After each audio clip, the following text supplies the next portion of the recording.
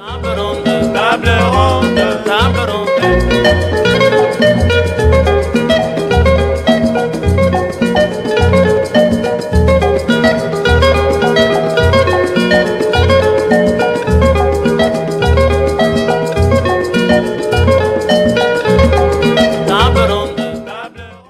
Madame, Messieurs, bonsoir. Constitution de la République démocratique du Congo. Faut-il passer du quinquennat au septennat pour le mandat du président de la République? En tout cas, nous allons en parler dans cette émission. Il y a un député national qui a déposé déjà sa proposition de loi pour la révision ou les changements de la Constitution. Nous allons en parler dans cette émission. Nous allons revenir sur les bilans du président de la République, Félix-Antoine Tshisekedi. 2023 est une année électorale. Est-ce que son bilan est positif ou négatif? Nous allons en parler dans cette émission. Nous allons revenir sur les soutiens du Rwanda au M23. Que faire dans cette situation? Et notre invité de ce soir, c'est Monsieur Camille Richard Kalele Malobo. Bonsoir.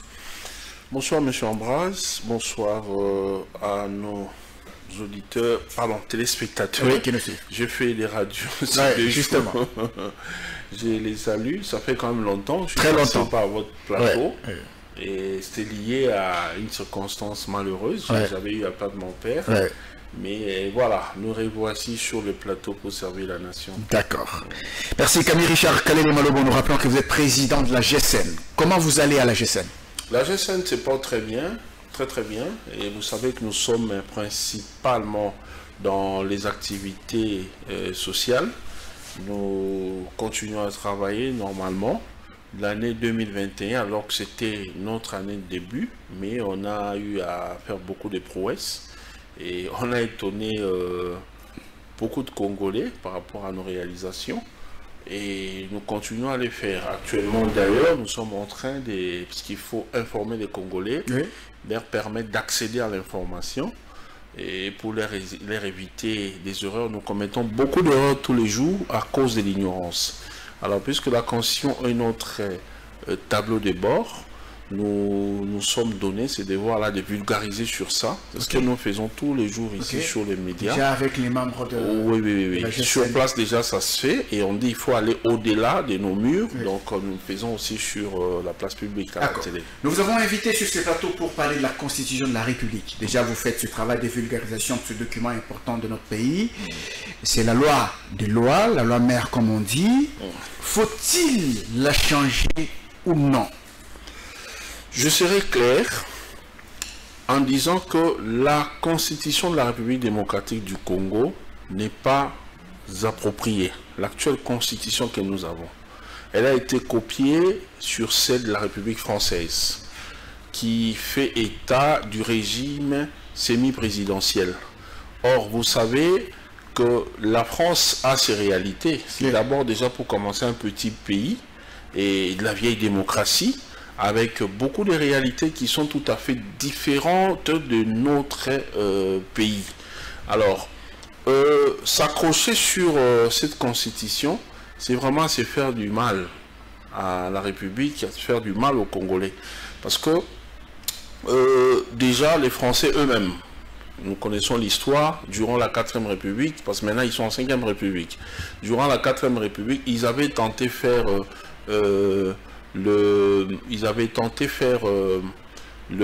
comment on appelle, la cohabitation, ça n'avait pas marché. Oui, chez nous ici, on a vu ça. 3 expériences. Oui, ça n'a pas marché. Vous avez vu comment les gouvernements tombaient chaque fois et ça n'a pas marché. Alors, aujourd'hui, nous-mêmes ici en République démocratique du Congo, au début de la mandature du président Fachi, vous savez comment il y avait des problèmes avec les gouvernements FCC, cash et tout ça. Parce que la cohabitation ne peut jamais marcher dans un pays comme le nôtre. C'est comme ça que il est nécessaire, aujourd'hui, nous, en tant que génération Congo Nouveau, nous soutenons les députés, avec en tête l'honorable Steve Bikai, eux qui ont osé faire cette proposition des débats. Sa proposition de loi. Nous les soutenons parce que nous voyons toujours du côté où va l'intérêt de la population. Voilà. Alors pour nous, nous estimons qu'il a raison de faire cette proposition parce que non, la Constitution actuelle a démontré ses limites. Je peux aller sur 2 cas.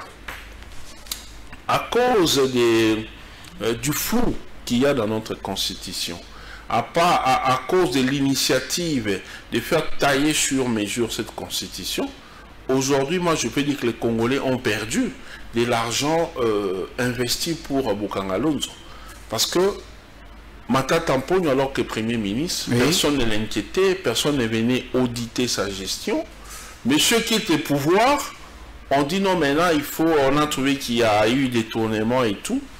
Et l'IGF... Donc on les poursuit. Oui, cherche à les poursuivre. On va à la Cour de cassation, on dit non, c'est pas de ma compétence. Là, c'est la Cour des cours constitutionnels. La Cour constitutionnelle récupère la situation. Non, c'est pas mon affaire parce que moi, je ne peux juger qu'un Premier ministre en fonction. Et une fois en dehors de la fonction, je ne sais plus les faire. Alors dites-moi, on est où? Là, on place les intérêts de la population où? Parce que si Matata Mponyo, qui est censé, à mon avis, qui est censé justifier où sont passés ces millions, ne peut plus être jugé. Or, ils n'étaient pas les seuls acteurs, ils étaient nombreux. On a vu un sujet sud-africain, on a vu les ministres délégués des finances de l'époque, Patrice Kitebi, être avec lui. Alors, tous ces gens-là pouvaient nous dire quelque chose.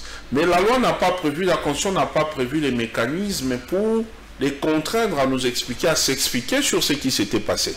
Alors, nous voyons nos millions de dollars se volatiliser comme ça. C'est fini. Oui, mais les cas que vous soulevez, M. Camille Richard, on comprend par rapport au cas que vous soulevez.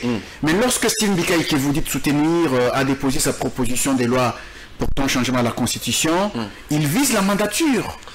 Non, il peut être dans sa logique. Du quinquennat au septennat. Il peut être dans sa logique, mais moi je pense que du moment où beaucoup d'articles de la Constitution démontrent des limites, du moment où la Constitution se montre muette par rapport à beaucoup de cas, moi je ne vois pas pourquoi on doit seulement voir les côtés durée des mandats. Déjà pour commencer, je pense qu'il a aussi raison de dire qu'on doit partir de 5 à 7. Pourquoi? Nous avons un pays qui n'a jamais été mis sur les rails du développement. Depuis Kasavubu, Mobutu, Laurent Désiré Kabila, la personne qui a semblé commencer avec le développement, c'est le président Kabila. Mais on sait comment, dans quelles circonstances il a travaillé. D'abord, c'était tout le temps avec une tension intense, la tension chaude avec l'extérieur, l'Occident principalement, et après c'était, on nous a même parlé à un moment donné d'un isolement diplomatique. Bon, on ne sait pas exactement c'était lié à quoi. En interne, nous connaissons nous tous ce qui s'est passé. Le président Kabila, à un moment donné, il n'avait presque pas le soutien de la population. Il y a ses collaborateurs de l'époque qui avaient constitué, c'est d'ailleurs pendant cette période-là que ces phénomènes ici de commencer à appeler des jeunes gens au branchement pour aller répondre aux appels des partis politiques avaient commencé. On avait à cette occasion-là créé un boulot, un job qui consistait à appeler des jeunes, même s'ils ne sont pas de votre formation politique, les inviter pour venir donner l'impression qu'on est populaire. Donc c'est comme ça que le président Kabila a géré durant 18 ans. Donc là, il faut l'avouer, la majorité des Congolais n'approuvaient pas sa marche parce qu'à l'époque, l'opposition était forte, il y avait Etienne Tshisekedi, il y avait des Jean-Pierre Bemba. Il faut avouer que le président Kabila n'avait pas vraiment la masse populaire, il n'avait pas la majorité populaire. Alors, comme il avait une famille politique, des gens stratèges qui, pour leurs intérêts, étaient prêts à faire n'importe quoi, ils avaient monté, cherché à donner l'impression que Kabila avait été populaire. Et vous avez vu comment il a difficilement géré pendant 18 ans.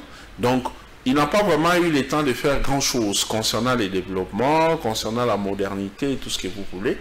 Donc, nous sommes un pays, jusque-là, qui tente de soulever la tête, mais ça ne marche pas. La preuve est que vous voyez comment même les voisins des pays limitrophes se moquent de nous. Ils n'ont pas peur de venir nous attaquer parce qu'ils savent qu'on ne va rien faire. Nous sommes un peu naïfs. Et notre armée, alors que nous avons des vaillants militaires FARDC, mais vous voyez comment, de temps à autre, le Rwanda vient même soutenir le mouvement rebelle là-bas. Et il y a des gens qui disent carrément que l'État congolais, la population est absente sur beaucoup de ces territoires. C'est pourquoi ceux-là viennent s'installer. Donc je veux dire que les pays n'étaient pas placés sur les rails du développement. Oui, ils n'étaient pas placés, oui, ça j'ai dit ça. Mais je voulais plutôt dire qu'il y a encore un grand boulot à faire, un grand travail de fond à faire qui demande à ce que les présidents qui passent puissent avoir 5 années entières pour travailler sur le pays, travailler sur le développement, essayer de donner un sens, essayer de donner une vision claire de sa politique pour le développement du pays dans tous les secteurs, parce que nous savons que généralement, les élections prennent les 2 dernières années. Alors, quand vous avez 5 ans, sur 3 ans, vous ne pouvez rien faire de bon pour le pays. Donc, que ce soit Kabila, que ce soit Tshisekedi ou qui d'autre qui pourrait venir un jour comme président, si on continue à évoluer avec les systèmes de 5 ans de mandat, ils ne sauront pas faire grand-chose. Donc il faut quelqu'un qui prend 7 années d'affilée, pendant les 7 ans, il a 5 ans pour vraiment travailler, parce que là, nous connaissons comment ça se passe généralement, surtout en cas d'alternance, les gens qui sortent là, puisqu'ils avaient l'armée, ils avaient la police, ils avaient de l'argent, un carnet d'adresse internationale, mais ils vont être là à vous mettre chaque fois des bâtons dans 2 roues, comme ce fut le cas avec les régimes Kabila face au régime Tshisekedi. Nous avons vu, il faut l'avouer, moi je ne suis pas de l'union sacrée, mais nous devons avouer que le FCC avait vraiment pourri la vie au régime Tshisekedi durant presque 2 ans. Nous avons vu comment même certains ministres faisaient du théâtre ici, comme si ça devenait une affaire privée alors qu'il s'agissait des affaires d'État. Alors, maintenant que cela est passé, moi je pense que c'est important de suivre la proposition de ces députés, aller sur 7 ans de mandat, c'est normal, c'est bon, nous avons un grand pays qui doit être développé, il faut travailler sur la sécurité, sur les sociales, c'est pas en 3 ans qu'on peut le faire. Maintenant là... Mais la mandature c'est pas 3 ans, c'est 5 ans. Non, je dis c'est 5 ans, mais il faut reconnaître que 2 ans, on les met généralement pour préparer les élections. Oui, c'est par rapport à ça que je parle. 2 ans, c'est ce qu'on consacre toujours aux élections. Actuellement, depuis qu'on a commencé l'année 2022, vous êtes un grand journaliste, ce n'est pas vous qui pouvez me contredire. C'est dans tous les quartiers, surtout vers Tchangou là-bas, qu'il y a maintenant des mouvements, les députés qui avaient fui la population depuis 3 ans. C'est maintenant que tous ces gens commencent à revenir pour essayer un peu de relancer avec leur base, parce qu'ils se sentent déjà en période préélectorale. Vous voyez? Donc ils n'ont plus le temps de faire trop de contrôles. Déjà, ils ne font pas de contrôles, même ce qui venait de se faire là, je crois qu'on va en parler. Ils n'ont pas le temps de faire tout ça là. Ils sont plus en train de chercher de l'argent pour les élections futures. Alors maintenant là, ils commencent à revenir vers la population et c'est un peu de les amadouer encore pour bénéficier de leur voix au moment du vote. Là, c'est déjà en 2022. 2023, n'en parlons même pas. Et si vous suivez très bien actuellement, même les hauts dignitaires du pays ne sont que dans des discours électoraux. Ils ne font que parler des promesses. Ils essaient un peu d'enjoliver leur langage pour montrer à la population que nous sommes avec. Vous voyez? Donc les gens sont déjà en réalité dans la logique des élections. Et on ne peut pas leur tenir rigueur par rapport à ça, parce que c'est comme ça que ça s'est fait dans le monde entier.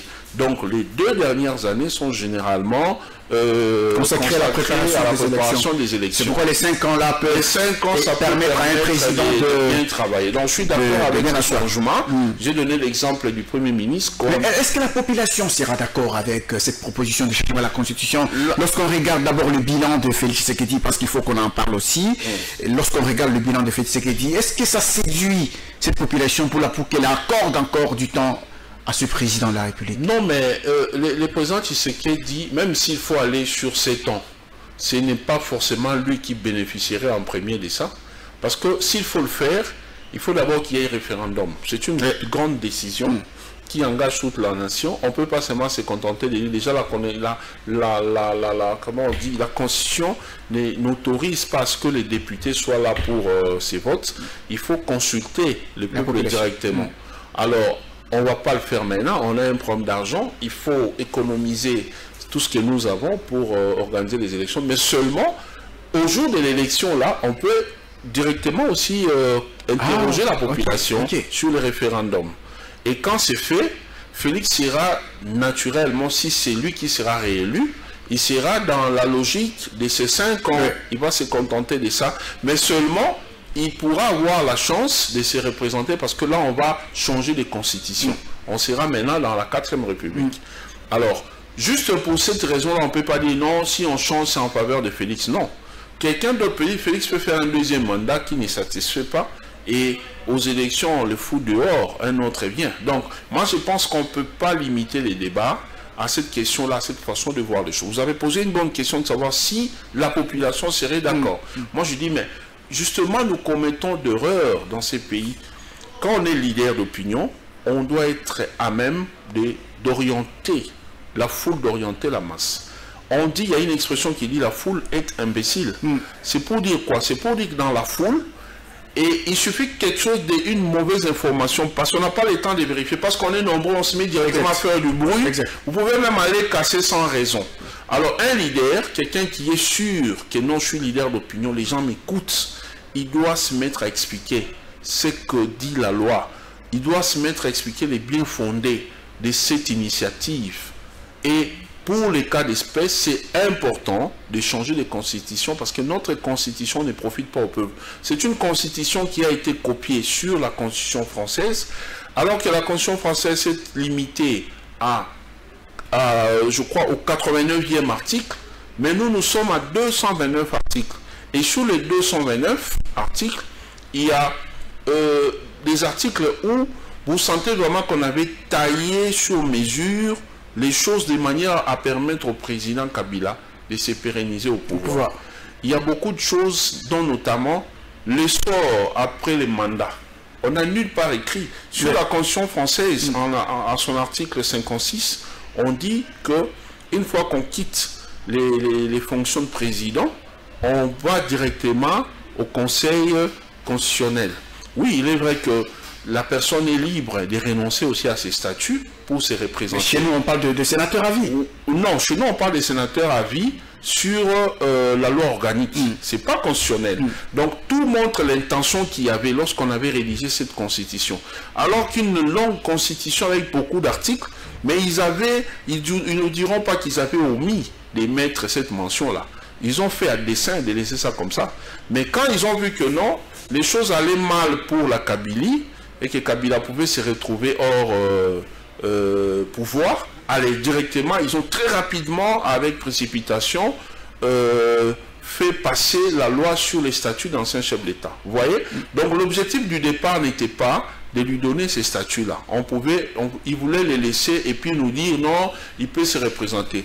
Qu'à cela ne tienne, la loi organique peut venir compléter. Partout, la constitution est muette, on peut légiférer sur la loi organique afin de pouvoir permettre à la constitution de se faire compléter. Mais dans tous les cas, quelqu'un peut aussi refuser, il peut renoncer, peut dire non, je renonce à mon statut des sénateurs à vie, je voudrais revenir sur la scène.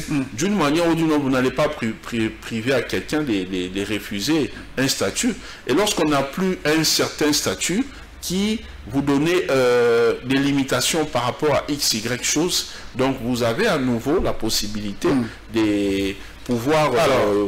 J'ai posé tout à l'heure la question par rapport au bilan de Fachi. Est-ce que la population va accepter le projet par rapport au bilan? Il semblerait que le bilan de Fachi déçoit un tout petit peu la population. Êtes-vous d'accord avec... Oui, nous devons être honnêtes. Nous devons être honnêtes. Le président Fachi, c'est un président, parce que j'ai aussi le droit, quoique analyste politique, acteur politique, j'ai droit d'avoir mes choix, d'opérer mes choix. Pour moi, je l'ai toujours dit, pour moi, le président Fachi est le meilleur président. Ça, vous l'avez toujours dit, hein? Oui, ça je l'ai dit. C'est un président que j'apprécie beaucoup. Il a bénéficié de la sympathie de beaucoup de Congolais. Premièrement, parce qu'il y a eu alternance. Donc la force exercée sur la Kabylie a fait céder Kabila. Parce que sa famille politique pouvait toujours monter des choses avec des arguments de droit pour que monsieur continue à être président. C'était faisable, ne vous en faites pas. Il y en a, les cas sont légion en Afrique ici. Mais suite à la pression de l'opposition, Kabila a cédé, puis Tshisekedi est passé. Donc le fait d'être le fruit de l'alternance Tshisekedi a bénéficié de la sympathie, de l'amour de la population. Donc il faut d'abord parler de ça. Deuxièmement, c'est par rapport à la lutte de son père. Son père représente une personnalité où il a essayé une image qui laissera de l'amour en son nom dans les chefs des Congolais, je ne sais pas jusqu'après, peut-être même pour toute la vie. Donc c'est vraiment les mentors, les coachs nationaux de l'opposition congolaise. Il a bénéficié en de général. hein? Alors, Félix Tshisekedi a bénéficié de cela. Donc les gens, il y a des gens qui l'ont aimé aussi à cause de ça. En dehors de ça, tout ce qu'il avait comme ambition, projet, tout ce qu'il annonçait, plaisait aux gens, ça séduisait. Mais malheureusement, dans la pratique, il y a eu beaucoup de soucis. Moi, j'avoue, je reconnais, je sens qu'il a toujours cette volonté politique-là. Mais malheureusement, le président est actuellement entouré de gens qui ne lui permettent pas de satisfaire les Congolais. Et malheureusement, nous tendons déjà vers l'année électorale. On est déjà en année préélectorale. Pourquoi parlez-vous de son entourage au lieu de parler de lui-même? Non, je parle de lui-même parce que Félix Tshisekedi fait preuve toujours de bonne foi, de bonne volonté. Ça saute aux yeux. Mais seulement, il a affaire à des gens qui n'ont jamais, moi je dirais, des gens qui, la plupart des gens qui sont nommés par le président Félix, qui l'entourent, en tout cas, ce sont des gens qu'on découvre maintenant. La classe politique a des acteurs bien connus. Nous avons des acteurs connus. Il y en a plusieurs, je ne vais pas citer les noms ici. Mais de tous ces gens, dites-moi qui est casé quelque part. Dites-moi quel est ces caciques-là de l'opposition comme du pouvoir qui est casé quelque part. Même les gens qui sont venus de la Kabylie, dites-moi qui sont vraiment servis comme il se devait. Il y en a presque pas. Les députés, les cas des députés, les gouvernements, on ne va pas trop parler de ça parce que là, ce sont des arrangements, leurs ententes là-bas au niveau du Parlement. Mais sur la scène comme ça, il n'y en a pas. Ce sont des inconnus. Il y a des gens, oui, ce sont des inconnus, mais ils ont eu l'expérience où pour venir c'est le président qui a fait ce casting. Justement. Donc c'est Félix Tshisekedi qui a fait un mauvais casting, si je vous comprends, de ses collaborateurs. Bon, c'est son choix. Les chefs de l'État peuvent avoir apprécié ce casting, alors que sur terrain, les résultats de ces castings ne satisfont pas le peuple. Donc avec ça, c'est à lui de voir, d'apprécier, savoir s'il avait fait un bon ou mauvais casting.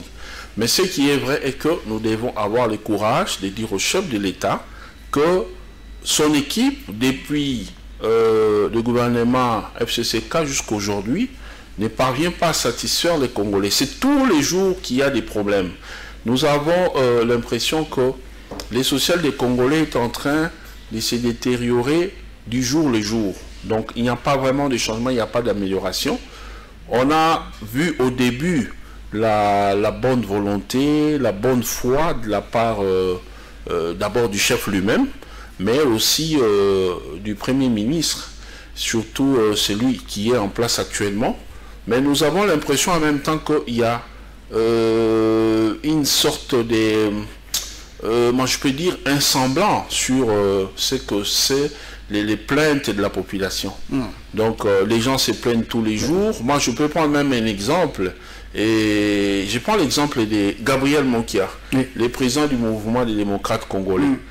Un allié, c'est un parmi les alliés du chef de l'État, les pionniers vraiment de l'Union sacrée.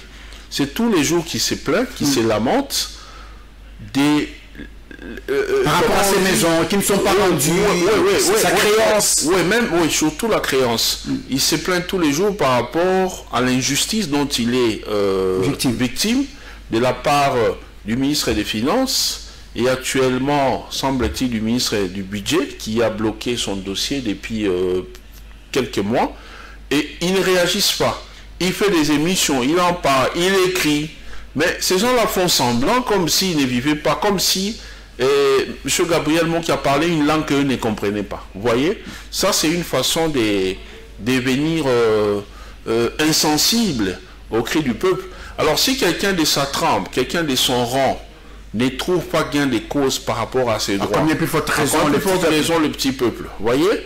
Donc c'est des problèmes. Alors les cas sont légion par rapport à tout ça. Alors moi j'estime que les chefs de l'État pour ces mandats, ils doivent vraiment reconnaître que les choses n'ont pas bien marché. Donc il y a beaucoup d'inconnus, quoi qu'ils soient congolais, mais il y en a plusieurs qui semblent ne pas connaître les réalités du pays. Ils font des choses comme ils veulent. Il y a des collaborateurs du chef de l'État qui se battent à tout moment. Nous voyons du spectacle sur la toile. Ça pose aussi problème. C'est pas bon. Donc, moi, je pense qu'il est nécessaire, c'est vraiment important pour lui, de reconstituer très rapidement sa famille politique. C'est un conseil que je prodigue. S'il peut reconstituer sa famille.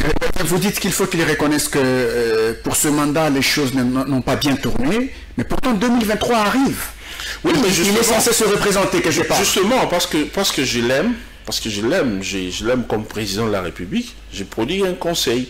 C'est important d'éviter de peupler davantage les camps des mécontents, les camps des opposants.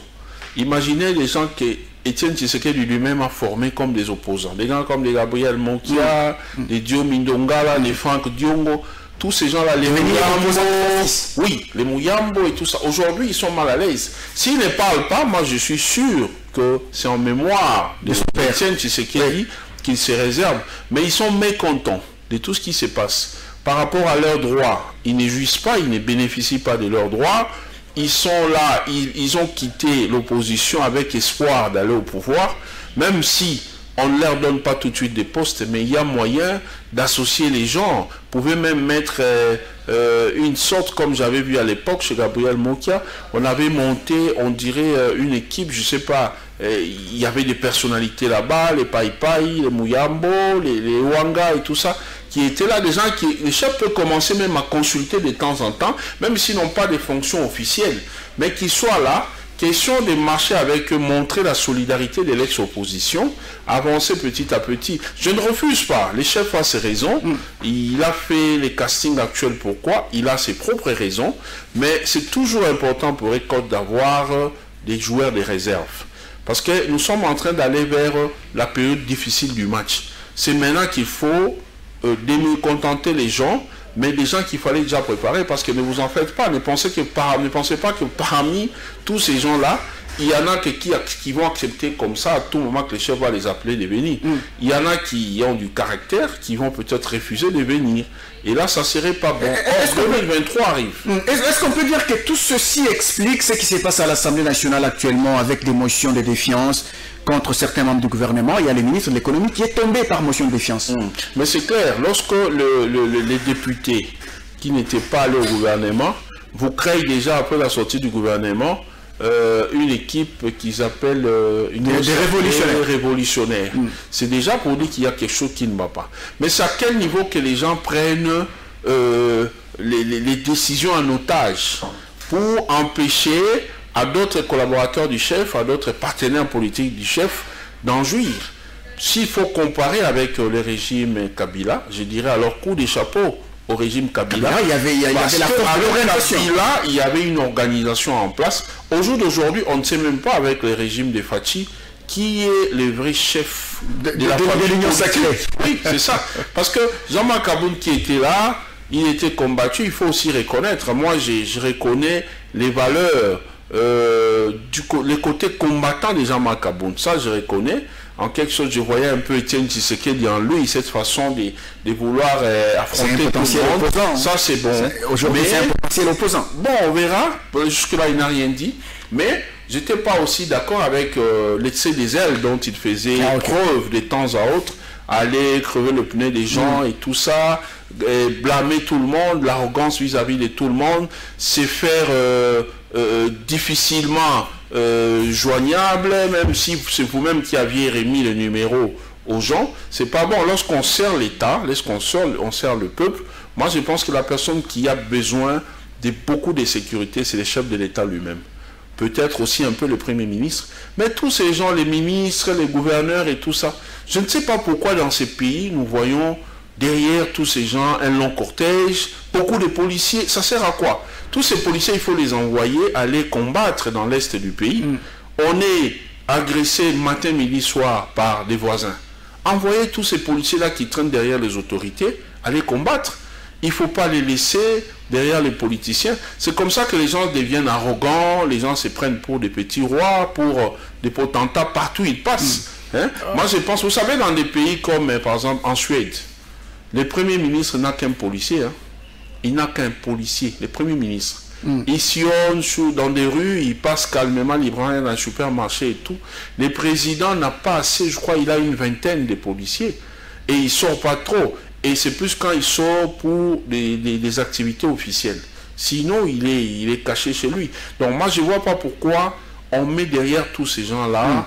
Alors, pour dire, je rentre à notre sujet, pour dire que c'est important d'organiser la famille politique. C'est très important. Si le président Félix veut vraiment aller aux élections... Il a quand même laissé faire, il y a longtemps, il a laissé faire. Oui, il a laissé faire. Au jour d'aujourd'hui, j'ai même vu des communicateurs qui se font passer pour étant communicateurs de la majorité de l'Union sacrée, s'organiser par eux-mêmes. Il y en a un qui dit non, et mes pères m'ont désigné comme coordonnateur, mais Fatih ne connaît pas, Augustin Kabouya ne connaît pas, donc il y a quelque chose qui ne va pas. Alors c'est important que les chefs s'organisent. Regardez, à l'époque, Kabila a été fort, pourquoi? Parce qu'il avait des gens qui étaient autonomes avec leurs organisations politiques, mais qui étaient entièrement au service de la famille politique. Regardez des gens, des grands comme les Kinki Moulumba à l'époque, ils savaient défendre Kabila. Pourquoi aujourd'hui Kabila s'est fait grand alors qu'il est hors pouvoir? Par rapport à cette organisation. Mais ce n'est pas le cas aujourd'hui. Alors si un adversaire de taille vient en 2023 avec une organisation, on ne sait pas maintenant en coulisses ce qui se passe. Quelqu'un peut venir avec tous ces mécontents qui sont là, les Mokia, les Mokia, les Kabonga là et tout ça. Ça risque d'être compliqué, hein, les calculs. Parce que vous ne savez pas ce qui se passe. La politique est compliquée. Donc moi, j'ai prodigue vraiment ces conseils à l'Union sacrée. Organiser la famille. D'organiser les choses. Et même des gens qui prennent les pouvoirs ou les décisions, les monopoles de placer les gens partout, eux-mêmes choisissent qui doit être ministre, qui doit aller mandataire public. Tous ces gens-là, le président Félix doit aussi faire attention avec eux. Parce qu'ils sont en train de s'organiser. En 2023, ils peuvent se transformer en candidats. Donc il faut faire très attention. Et l'émotion de défiance elle-même, est-ce que vous estimez que les députés les font par amour, pour la patrie, contrôle parlementaire, ou ce sont des motions alimentaires? Non, ce sont des motions, bon moi je dirais peut-être pas alimentaires, moi je dirais ce sont des motions des règlements des comptes. Ce sont des motions des règlements des comptes parce que nombreux sont ceux qui espéraient aller au gouvernement. Ça n'a pas marché, on leur a dit que les gouvernements n'allaient pas tarder à tomber, qu'on allait changer, et ça ne s'est pas fait. Je crois qu'on est en train d'aller vers la deuxième année. Alors, ils voient les mandats se terminer comme ça, alors il faut créer des choses, d'abord pour régler des comptes à ceux-là qui avaient eu la chance d'aller comme ministre, et puis pousser peut-être les choses à faire tomber plusieurs ministres pour faire appel de manière mécanique à un remaniement. Donc ce ne sont pas vraiment c'est pas les contrôles parlementaires dans le vrai sens du mot. On sent vraiment que les gens le font pour régler des comptes. Mais nous, ce qui est important pour nous, c'est que du moment où ça résout le problème des Congolais, un ministre qui n'a pas bien travaillé, on les fait tomber. Même si entre eux, ils se règlent des comptes, nous, pour nous, comme celui de l'économie est tombé, qu'on nous mette un homme capable, un homme compétent. Il y en a plusieurs qui sont là à l'Assemblée nationale. Et ce n'est pas seulement obligatoire qu'il faut puiser là-bas. On peut aussi voir ailleurs. Nous avons de l'expertise dans ces pays. On peut récupérer quelqu'un de compétent pour corriger les choses rapidement. Parce qu'apparemment, nous sommes en train de vivre des phénomènes infernaux avec l'économie actuelle. Alors, celui de l'économie, parce qu'il est tombé, il dit être victime d'un groupe de mafieux. Les mafieux libanais. Nous sommes dans un état de droit. Il doit être capable. Qui sont à la base de son élection. Il doit être capable de prouver cela. Même si l'Assemblée nationale qui avait investi le gouvernement, qui a retiré aussi la confiance en lui, il doit être à même de le prouver. Même s'il ne sera pas réhabilité, mais il doit laver son honneur. Parce que vous connaissez la conséquence. Quand vous êtes chassé de quelque part, vous tombez par motion de défiance. En principe, dans un pays sérieux, vous ne pourrez plus jamais être ministre. On vous dit vous êtes incompétent, on vous accuse de beaucoup de choses. L'Assemblée nationale, au vrai sens du mot, c'est la représentation du peuple. Alors quand le peuple vous dit non, plus vous, on ne veut plus de vous, c'est fini. Donc en principe, c'est en réalité une retraite politique une retraite, on l'a envoyé en retraite. Alors il y a guerre, si on peut appeler comme ça. Il y a des affrontements entre les FARDC et le M23 dans le Nord Kivu. Les FARDC ont pratiquement pour la première fois pendant la mandature de Félix Tshisekedi désigné le Rwanda comme étant le pays qui soutient le M23. Comment avez-vous trouvé cette position des FARDC qui pointe du doigt accusateur le Rwanda directement? Très bien. En parlant du changement de constitution, nous, en tant que Génération Congo Nouveau, nous avons soutenu les députés avec en tête l'honorable Steve Bikai. On les soutient pour dire qu'on doit changer de constitution parce que par rapport à beaucoup de questions, notre constitution est muette. On ne peut pas se contenter de lois organiques qui sont éparpillées par-ci, par-là. Il faut qu'on ait tout dans une constitution qui dit tout clairement.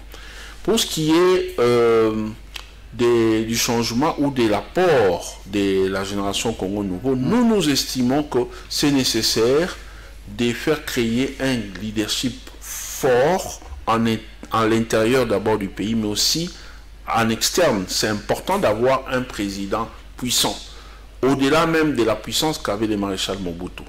Et pour ça, il nous faut migrer dans le régime présidentiel. Ah, ok. Oui, où on n'a pas de premier ministre, mais on a plutôt des vice-présidents. Et les vice-présidents, là, je ne parle pas de 2, 3, non, je parle de 4 vice-présidents, en qui... Comme ce fut sous le régime... Kabila, le schéma plus 4, oui, pendant la transition. Oui, pourquoi nous disons ça? Parce que, apparemment, c'est le schéma approprié. Sous ce régime-là, je vous dis, moi j'étais au secrétaire général du gouvernement avec le professeur Toumba Louaba, oui. Il faisait office du Premier ministre. Je vous dis, mon frère, les choses étaient claires. Il est vrai que les pays étaient divisés, il y avait un peu trop de désordre par-ci, par-là, mais du point de vue travail au niveau central, tout marchait très bien. Parce que chaque commission faisait un effort pour bien travailler, pour gagner, pour être au-dessus des autres en termes de cotation. Là, c'était d'ailleurs un gouvernement ou bien un pouvoir des belligérants. Mais au jour d'aujourd'hui, si on fait de cette option constitutionnelle, ça devient que le président doit nommer, parce que c'est les présidents qui doivent... Oui, il doit nommer. Les vice-présidents qui ne sont pas élus, mais qui sont nommés. Ils ne doivent pas être élus. Ils doivent dépendre du président. C'est le pouvoir du président. On va sur 7 ans, on nomme les 4 vice-présidents, chacun avec une responsabilité socio-culturelle, écofine, ainsi de suite. Oui. On les nomme avec des assignations claires.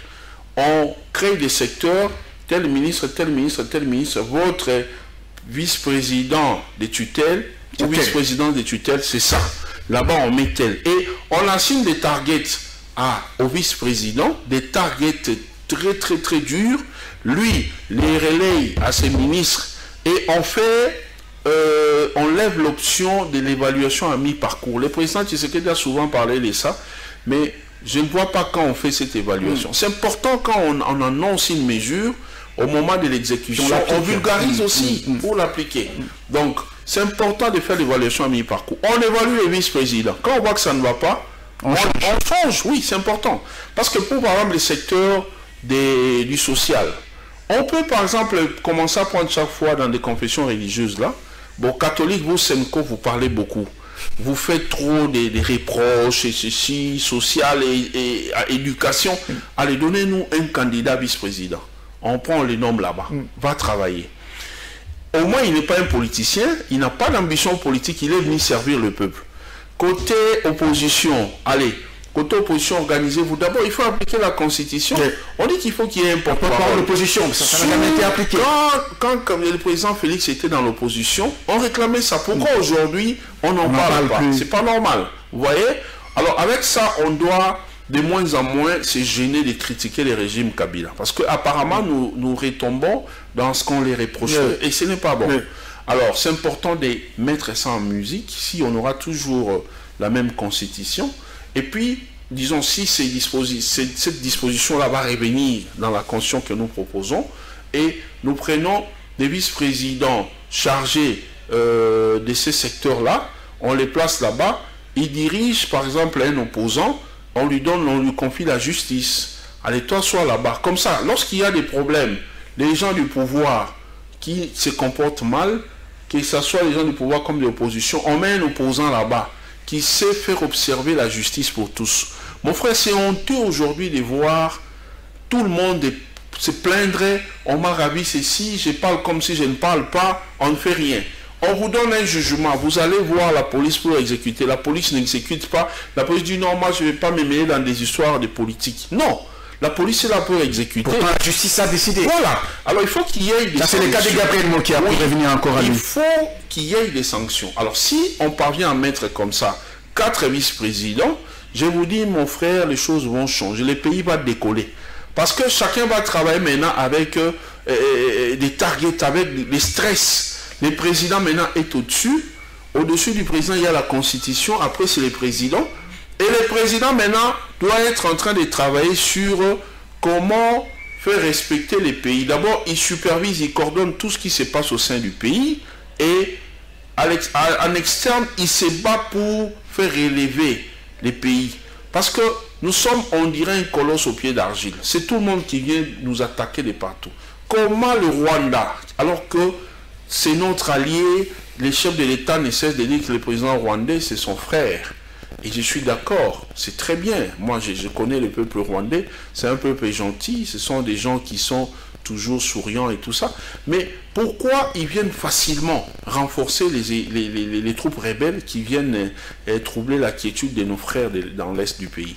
Alors, il faut qu'il y ait un vice-président qui s'occupe de ces secteurs-là de la sécurité. Il a des ministres sectoriels qui marchent avec lui. Là-dedans, on met vraiment des ministres, des guerriers qui vont travailler. Et en cas de problème, on s'est interpellé, le Parlement est là, le Parlement travaille, et ainsi de suite. Vous voyez, le contrôle parlementaire est permanent. Donc, on ne fait plus des choses pour plaire à tel ou à tel autre.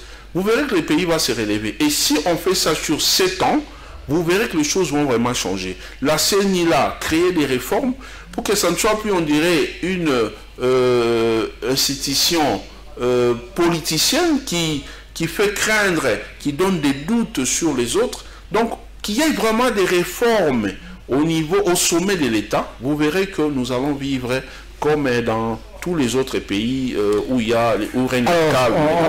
On va terminer par le cas François Beya. Enfin, l'ancien, s'il faut déjà l'appeler ancien conseiller spécial chef de l'État en matière de sécurité, a été transféré à Makala.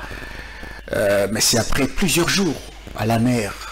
On ne l'a pas expliqué le problème, mais les dossiers confiés devant l'auditorat militaire, dans la cour militaire, ça devient sérieux apparemment. Il y aurait quelque chose oui, dans le sens d'atteinte à la sûreté de l'État. Oui.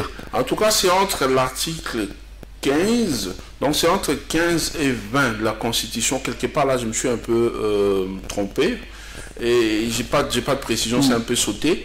Il y a un article là-bas qui prévoit qu'on ne peut pas, quels que soient les services qui interpellent, on ne peut pas placer quelqu'un en garde à vue pendant plus de 48 heures, sans les présenter devant son juge naturel. Oui. Je ne suis pas d'accord avec ce qui se passe, quelle que soit la raison. Oui. On a évoqué la raison d'atteinte à la sûreté de l'État et tout ça. Et quand cette matière, c'est la NER qui est censée les faire en tout ce sont des questions hautement sensibles. Mais quand même, puisqu'il s'agit de droits de l'homme, je pense que les services ont quand même mal agi en les gardant pendant longtemps. D'abord dans les géoles de l'ANR et finalement les transférer à Makala. Ça, je désapprouve. Mais seulement, je me dis, nous sommes un pays qui a encore une sécurité très fragile. S'il y a des indices sérieux de déstabilisation du pouvoir qui pèsent sur lui, que la justice fasse son travail. Maintenant qu'on l'a sorti de là, alors que la justice se mette à travailler, qu'on le place devant son juge naturel pour que les choses aillent un peu beaucoup plus rapidement, que nous puissions voir clair à ça. Sinon, les régimes actuels risquent d'être comparés à celui d'avant. Donc c'est important. Le problème, c'est la question que se pose la population. On regarde François Beya qui a travaillé avec plusieurs régimes et qu'aujourd'hui il soit accusé dans ce sens. Ça ne passe pas pour beaucoup au sein de la population.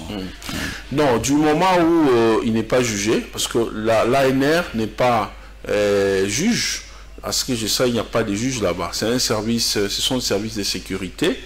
Et ils l'ont interpellé, ils l'ont questionné certainement, mais c'est au juge d'établir les responsabilités. Donc moi je pense que jusqu'à preuve du contraire, il jouit de la présomption d'innocence. Et par rapport à ça, en tant que père de famille, congolais, digne fils du pays, il a droit à être, à vivre en toute quiétude, dans de bonnes conditions, en attendant d'être présenté devant ce juge naturel. Il a également droit de faire appel à ses conseils pour faire les choses conformément à la loi. Nous avons fini, à moins qu'il y ait un mot de la fin pour ce soir. Le mot de la fin est celui d'interpeller les autorités du pays. Et je disais cela aux kabylistes à l'époque lorsqu'ils géraient, qu'il fallait bien faire les choses. Il fallait impersonnaliser les textes réglementaires de tous les secteurs du pays. Aujourd'hui, les kabylistes regrettent même la constitution qui avait été taillée sur mesure. Aujourd'hui, ça pose problème. Il y a des choses pour lesquelles ils regrettent. Mais nous allons nous battre avec l'aide du Seigneur pour que la Constitution soit changée. Ça doit être changé. On doit migrer dans la 4e République pour adapter la Constitution selon les réalités de chez nous. Ça, c'est D1. D2, je voudrais demander au chef de l'État d'essayer de faire mettre la sanction.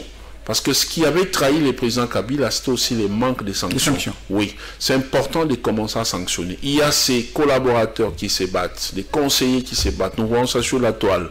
Il y a des gens qui se font passer pour des je ne sais qui. Moi, je ne refuse pas. Les collaborateurs du chef ont droit à la vie, à s'amuser et tout ça. Mais c'est quand même grave lorsqu'on voit des voitures avec des plaques de la présidence, faire l'auto-école, l'écolage, faire apprendre aux gens à conduire. Nous voyons ça, voir les boîtes de nuit. Ça pose problème. Lui-même, nous le connaissons, fils de son père. Nous savons qu'il a toutes les qualités. Il a la carrure qu'il faut pour ces fauteuils-là. Il lui faut des gens compétents et dignes des collaborateurs. Donc il essaie un peu de nettoyer sa cour, qu'on essaye de voir la question liée aux droits des uns et des autres, qu'on permette à la justice, qu'on puisse donner du tonus à la justice pour bien faire son travail, qu'on autorise au ministre, si c'est une interdiction de la haute hiérarchie, qu'on demande aux ministres qu'on leur autorise de payer les gens. Il y a des gens, des créances publiques, la dette intérieure.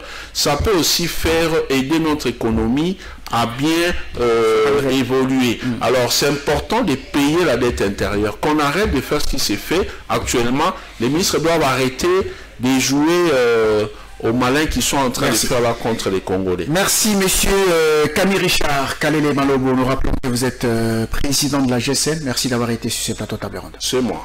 Merci. Dames et messieurs, c'est par là que nous terminons cette émission. Nous pensons que vous l'avez aimé. Merci à vous.